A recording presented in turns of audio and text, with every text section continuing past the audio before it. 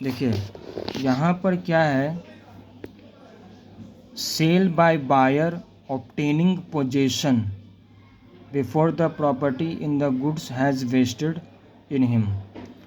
मतलब क्या है कि बायर को अभी सिर्फ मान लीजिए सेलर से वो पोजेशन ले लिया है सामान का, ठीक है, अपने पास रख लिया है सामान किसी तरह से सेलर को मना के, लेकिन उसके नाम पे ट्रांसफ़र नहीं हुआ है। अब इस केस में अगर बायर किसी तीसरे आदमी को बेच देगा सामान, ठीक है, चाहे गिरवी रख देगा, तो वो आदमी और जिस आदमी को बेचा है उसको नहीं मालूम है कि इसके नाम पे अभी प्रॉपर्टी ट्रांसफ़र नहीं हुआ है, तो उस केस में वो जो बायर है तीसरा आदमी, उसको टाइटल मिल जाएगा। दूसरा बात यहाँ पर एग्ज़ाम्पल है फर्नीचर का। फर्नीचर जो है बी को डिलीवर हुआ है और उसमें ये शर्त पे हुआ है कि वो इंस्टॉलमेंट में पेमेंट करेगा।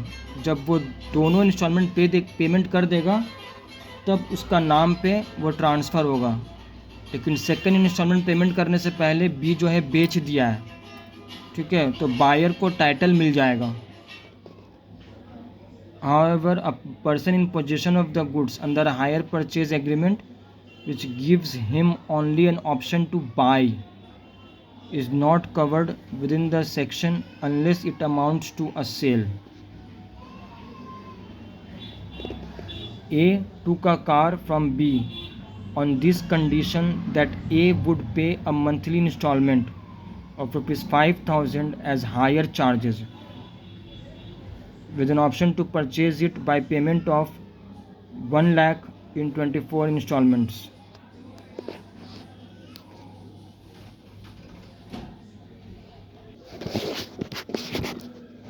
देखो ये वाला जो लाइन है ना, ये बहुत इम्पॉर्टेंट है। However, a person in possession of goods under a hire purchase agreement which gives him only an option to buy is not covered within the section unless it amounts to a sale. देखो ये ऊपर से इसका कोई लेना देना नहीं है। यहाँ पर क्या बोल रहा है कि कोई सामान है वो किसी सेलर से लिया है, अभी सिर्फ लिया है एग्रीमेंट पे कि हायर परचेज एग्रीमेंट होगा हम लोगों में, ठीक है, और तो उसमें इसको ये सिर्फ ऑप्शन दिया गया है कि ये खरीद सकता है, ठीक है। यहाँ पर ये पोजेशन में लिया है सामान सिर्फ, ठीक है, ये अभी कुछ डील नहीं हुआ है। यहाँ पर एक एग्जांपल दे रहे, उसका बाद तुमको समझ में आएगा।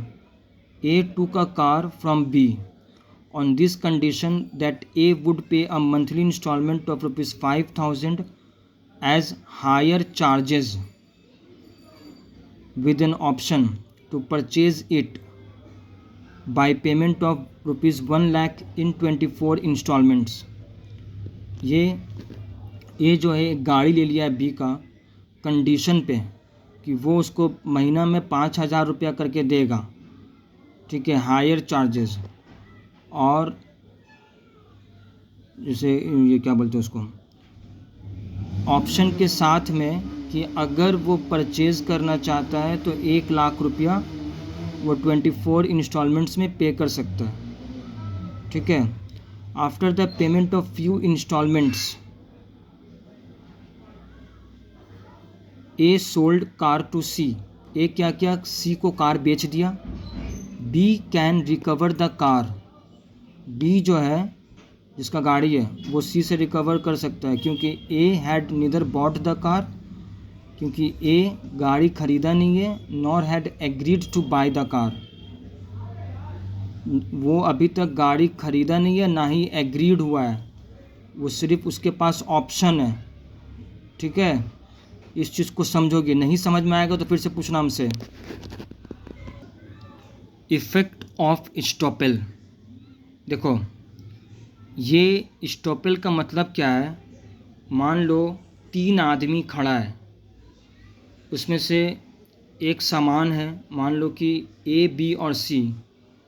सी जो है खड़ा था, सामान उसका है, मान लो गाड़ी है, सी का गाड़ी है, ए बी को तीनों सामने खड़ा है, ए बी को बोल रहा है ना कि ये गाड़ी मेरा है, ठीक है, और सी कुछ भी नहीं बोल रहा है बी के सामने में कि हाँ नहीं उसका गाड़ी नहीं है।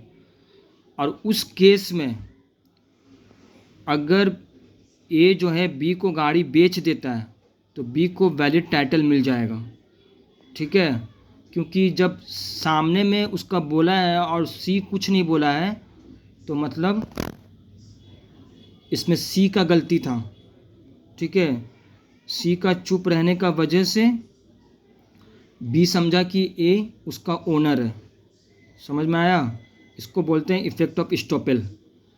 तब क्या है, रिस्ट्रिक्शंस बाय द कंडक्ट, वो अपना बिहेवियर के वजह से उसका इफेक्ट क्या हुआ है। एग्जाम्पल भी वैसे दिया हुआ same to same. Sale by an unpaid seller, where an unpaid seller who had exercised his right of lien or stoppage in transit resells the goods, the buyer acquires good title to the goods as against the original buyer।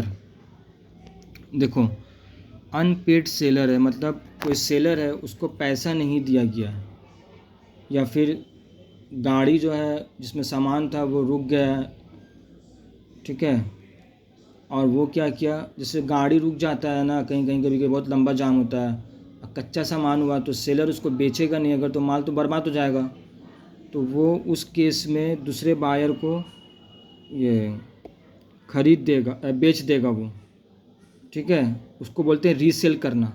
तो उस case में buyer को valid title मिल जाएगा। दूसरा यहाँ पर है sale under the provisions of other acts. पहला है sale by an official receiver और liquidator of the company will give the purchaser a valid title. देखो, कोई कंपनी अगर जब बर्बाद हो जाता है, बंद हो जाता है, तो उसका सामान जो बेचता है ना उसको बोलते हैं लिक्विडेटर, ठीक है, तो वो जो बेचेगा तो परचेजर को वैलिड टाइटल मिल जाएगा। दूसरा नंबर है purchase of goods from a finder of goods, ठीक है, will get a valid title under the circumstances. मतलब जो circumstances section 169 of the Indian contract act में लिखा हुआ है 1872 में, उस केस में अगर कोई सामान पाता है और उसको बेच देगा तो उस परचेजर को वैलिड टाइटल मिल जाएगा। अ सेल बाय पौनी, पौनी का मतलब है मतलब जो गिरवी में रखता है, मतलब प्लेज ऑफ गुड्स, मतलब जो गिरवी में रखता है ना सामान, अब मान लो कि वो पैसा नहीं दे पाया तो बेच देगा तो उसको वैलिड टाइटल मिल जाएगा। अब देखो, performance of the contract of sale, मतलब कॉन्ट्रैक्ट ऑफ सेल का परफॉर्मेंस कब हो जाता है। The performance of a contract of sale implies delivery of goods by the seller and acceptance of the delivery of goods and payment of price for them by the buyer in accordance of the terms of the contract। मतलब क्या है कि जब seller delivery कर देगा goods का और buyer उसको एक्सेप्ट कर लेगा और उसका प्राइस पे कर देगा कॉन्ट्रैक्ट के हिसाब से, तो कॉन्ट्रैक्ट का परफॉर्मेंस कंप्लीट हो जाएगा कॉन्ट्रैक्ट ऑफ सेल का। अब यहाँ पर डेफिनेशन दे रहा है डिलीवरी का। देखो, जो बोल रहा है उसको देखना है, अपना दिमाग नहीं लगाना है। पहला बोल रहा है delivery means voluntary transfer of possession from one person to another. मतलब क्या है, एकदम अपना मर्जी से ट्रांसफ़र कर देना। पोजेशन, पोजेशन के बारे में बोल रहा है यहाँ पर। डिलीवरी का मतलब एक आदमी से दूसरा। For delivery physical possession is not important, मतलब फिजिकल पोजेशन इम्पॉर्टेंट नहीं है कि उसको अपना पास ही ले जाए, ठीक है। The buyer should be placed in a position so that he can exercise his right over the goods. जैसे बायर को उस पोजीशन पे रख देना कि वो अपने गुड्स पर अधिकार जमा सके। जैसे मान लो कि गुड्स है, उसका पेपर पूरा उसको दे दिया, वो ख़रीदा, उसको बिल उल दे दिया, तो क्या हुआ कि अब क्या है कि गुड्स जो है बायर का हो गया। समझ में आया? तो यहाँ पर अभी तक फिजिकल पोजीशन नहीं हुआ, मतलब सामान अपना वो घर में लेकर नहीं गया है, ठीक है। यहाँ पर ये कहने का मतलब है डिलीवरी घर में भी लेके जाएगा उसको भी बोलते हैं। और दूसरा बात ये भी है कि हाँ फिज़िकल पोजेशन ज़रूरी नहीं है, इम्पॉर्टेंट नहीं है। अगर पेपर या कागज़ मिल गया, बायर को उस पोजीशन पे आ गया कि हाँ वो अपना अधिकार जमा सकता है, तो उसको भी डिलीवरी बोला जाता है। Thus, if the possession is taken through unfair means, there is no delivery. अब मान लो पोजेशन अगर कोई गलत तरीक़ा से ले लिया है तो उसको डिलीवरी नहीं बोला जाएगा गुड्स का। Delivery of goods sold may be made by doing anything which the parties agree. Delivery of goods मतलब जो सामान बिका है उसका डिलीवरी तब होगा जैसा पार्टी चाहेगा करने के लिए, वैसा करेगा तो डिलीवरी उसको मान लिया जाएगा। Shall be treated as delivery और putting the goods in the position of the buyer और of any person authorised to hold them on his behalf. जैसे यहाँ बोल रहा है कि बायर मान लो बोलेगा कि मेरा पोजीशन में दे देना, तो वो उस समय भी डिलीवरी हो जाएगा, या बोलेगा कि अगला दूसरा आदमी को दे देना मेरे बिहाफ में, तो उस समय भी डिलीवरी मान लिया जाएगा। ठीक है, अलग अलग बात है, थोड़ा ध्यान से देखना है। ठीक है, सिर्फ एक बात याद रखना है कि अनफेयर तरीक़ा से कोई अगर पोजीशन लेगा तो उस समय डिलीवरी ऑफ गुड्स नहीं माना जाएगा। अब डिलीवरी ऑफ गुड्स का 3 टाइप है, एक्चुअल है, सिंबॉलिक है, कंस्ट्रक्टिव है। पढ़ते हैं अब। ठीक है, duties of seller and buyer. It is the duty of the seller to deliver the goods and of the buyer to accept. वही सेम बात है। ठीक है, जो ऊपर में पढ़े हैं। Payment and delivery are concurrent things. जैसे कि ये क्या है कंकरेंट का मतलब, things that are occurring or people who are doing something at the same time. Unless otherwise agreed, delivery of the goods and payment of the price are concurrent condition. मतलब क्या है इसका, that is to say the seller shall be ready and willing to give possession of the goods to the buyer in exchange for the price, and the buyer shall be ready and willing to pay the price in exchange for possession of the goods। Simple सा मतलब है कि एक चीज़ होगा तब दूसरा चीज़ होगा, उसी को कंकरेंट कंडीशंस होता है। मतलब सेलर का ये मानना है कि आप पैसा दीजिएगा हम आपको डिलीवरी देंगे, बायर का ये रहेगा कि हम आपको डिलीवरी पैसा देंगे आप मुझे डिलीवरी दीजिएगा गुड्स का। इसी को कंकरेंट कंडीशंस बोलते हैं। समझ में आया? कुछ भी पूछना होगा तो पूछ लेना।